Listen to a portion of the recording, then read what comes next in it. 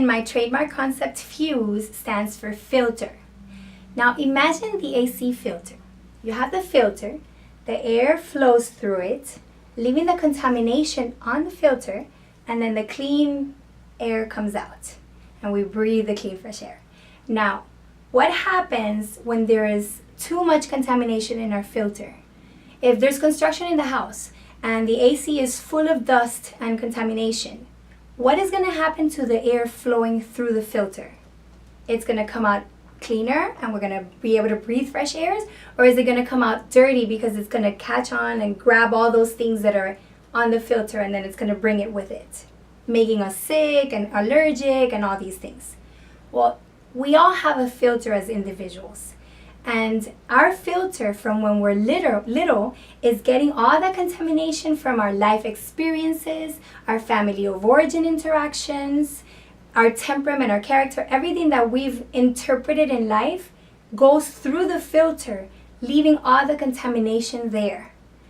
So at the beginning, the messages would come out clear because we would pay attention or take for what it was, whatever our parents told us. We would believe everything. When you're children, you believe everything, which is why kids are so resilient and they're little sponges. They absorb everything because their filters are pure, are clean.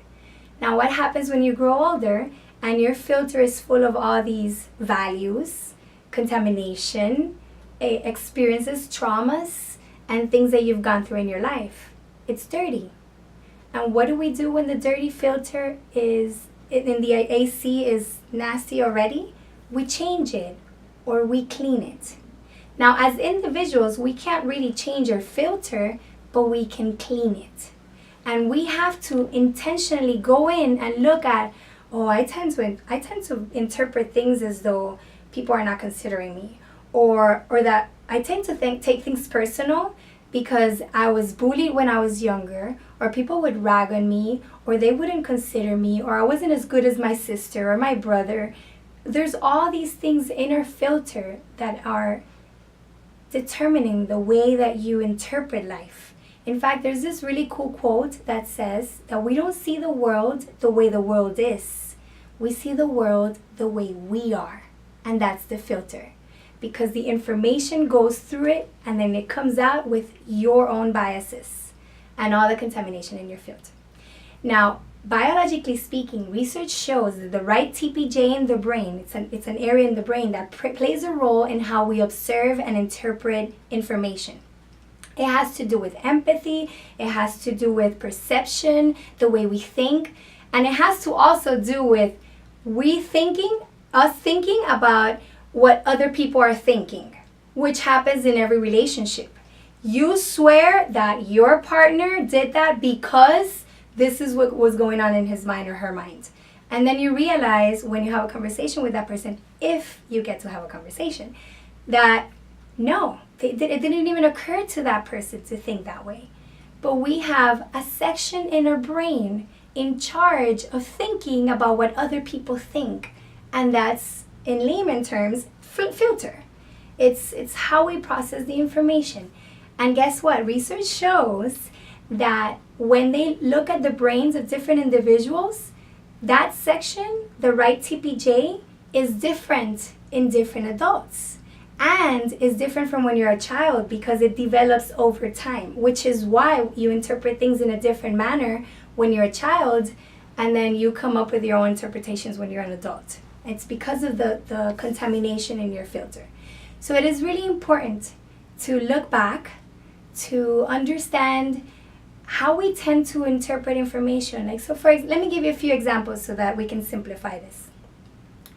If I have a client who is a doctor, she's a physician in a hospital in the emergency room, and her mom is a doctor in a private practice, and she grew up seeing her mom take her time with patients and just explain everything to them and be very loving and caring and show them how much she cared about them by just spending time with them. But as a result, her waiting room was always packed and people had to wait hours and hours and hours. Now, my client, who's a physician now in a hospital, does the same thing with her patients. And when she gets to the last patient, the patient is extremely upset because he or she has been waiting forever and feels that they're not considering them, and like, this doctor, she's taken all day to get to me, she doesn't give a crap, and I'm here like in so much pain and, so inhuman. Whereas her filter was telling her, I am taking my time with each patient and I'm giving them my everything. I'm all theirs. I'm very present with each and every one of my patients, which is why I took longer to get to the last one. So the way my client filtered information was, taking longer is a way of showing love and respect and care to my patients. But the last patient, the way he or she filtered the same behavior was like, this doctor doesn't give a crap. She doesn't care that I'm in so much pain and I've been waiting for her all day long. Filter. We see the world the way we are. And if we want to see the world in a better way, we have to become a better version of ourselves by cleaning our filter. Now, I have to say that not everything in our filter is negative. So, for example, something negative could be that let's say that, actually, I'm going to tell you about another client. I have this couple in which the woman grew up in a home that was very dysfunctional. Her parents pretty much abandoned her and left her with her grandmother. And the grandmother raised her, but the grandmother had some other issues of domestic violence with the grandpa.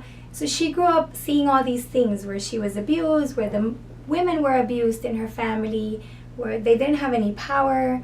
And they taught her that she had to find a man that would take care of her, that would provide for her.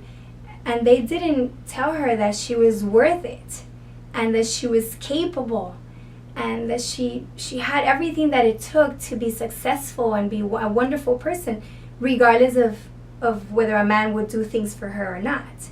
And this woman taught her husband, who came from a beautiful, healthy household, she taught him how to be undermining, how to be diminishing, how to put her down, how to abuse her. And she didn't realize this. But the thing is that the way she filtered information made her react to him in ways that it would draw him, or it would make him counter-react to her in an abusive manner.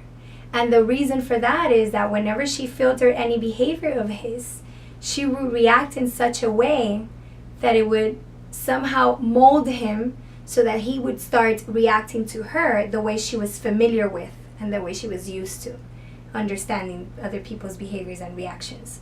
So we don't realize, but if we've had traumas in our lives or negative experiences, we tend to interpret life with that filter, and then it's way more than just interpreting it, because maybe that doesn't harm anybody but you. But the thing is, we don't just interpret information. We use that information to behave, to feel a certain way. And we know through the cognitive theories that thoughts, emotions, and actions are all related. So if we're thinking that something is a certain way based on the way we filtered it, then we're going to start feeling accordingly and we're going to start acting accordingly. And that's the danger. That's why it's so important to understand your filter and clean it.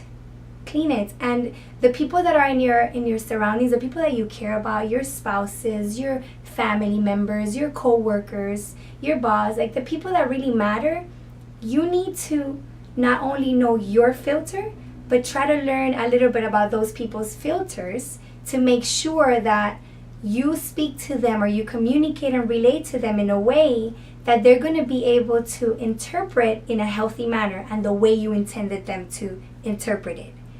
Because if we don't know that the other person tends to filter information in this way, like for example, I can be very sarcastic and I can be playful and I sometimes say whatever's in my mind. My best friends are always like, it's Betsy, because they know that I say whatever I think, and that's okay.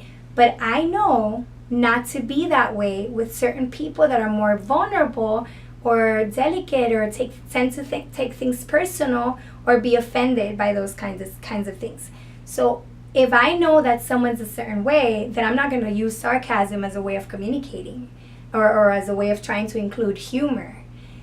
However, if I don't know the person, then I try to test the waters. Like, let me see how this person feels about this.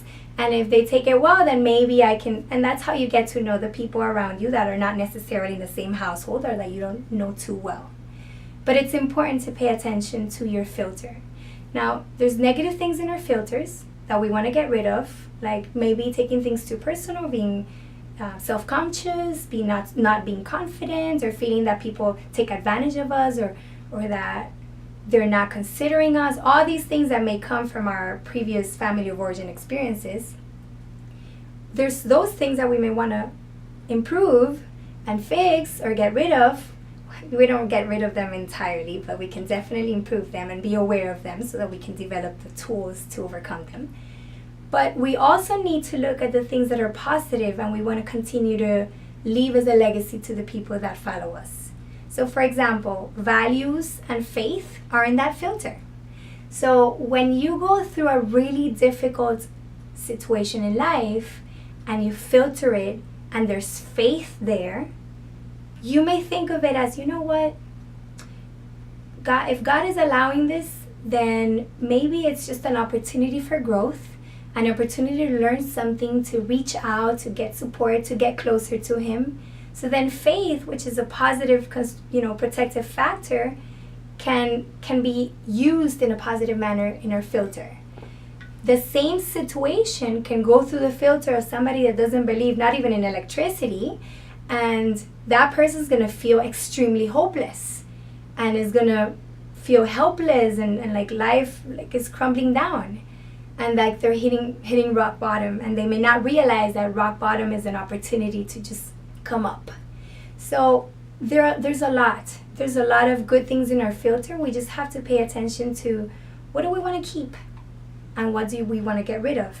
And many times we do that on our own, but when we're in relationships that are significant and that have to be considered, then we need to also sit down with our significant other, our family members, our team at work, and figure out as a team, as a we, what do we want to keep in our filters?